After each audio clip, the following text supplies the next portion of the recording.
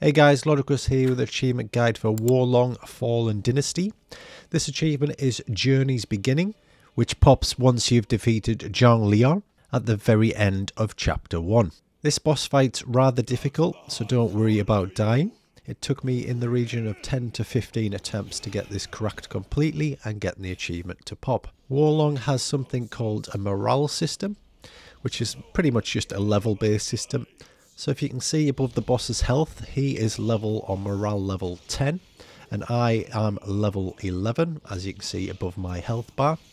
As long as your number's above his and not below, you should be able to deal relatively decent damage. Anything below that and you'll start to get nerfed, doing less damage to him. If you find yourself lower level than him, just proceed to level up on the smaller adds until you match his level, and then proceed into the boss fight arena again. On the first phase, I found that the pole arm worked best for me, so that's what's currently equipped in this fight. I found constantly attacking him with a couple of light attacks, so maybe 2 to 3 X attacks on the Xbox controller doing light attacks, then followed up with a Y heavy attack would keep him on his back foot.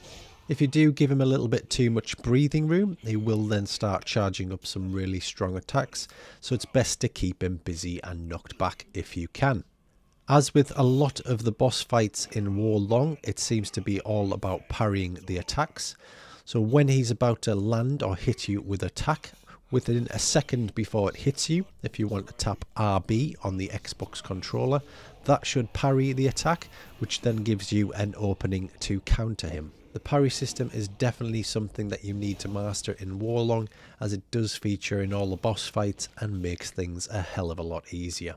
Once you've completed the first phase, he'll then transform into this hideous creature here. He has a swinging arm. He also has a ground pound that puts out a shockwave. Again, both of these abilities can be parried if you tap the RB just in time. If you do back away from him, he will try to grab you with one of his long arms. I found this one of the best opportunities to parry and deal a high amount of damage to him. A big thing to note is that if you look in the bottom right, I have an icon that's slowly filling up. This icon is your ultimate ability.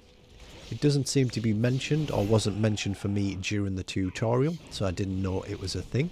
But once that diamond is filled, you'll have the opportunity to use your ultimate ability by holding down both Y and B at the same time.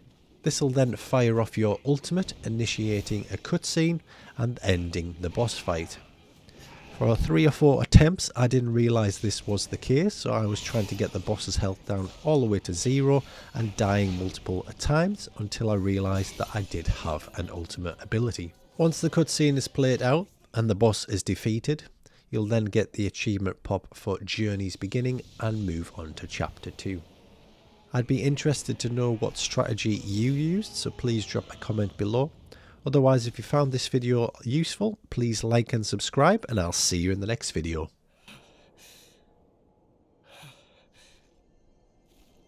You fought very well. Now, the village is safe. By my hand. Why are you... You shall die!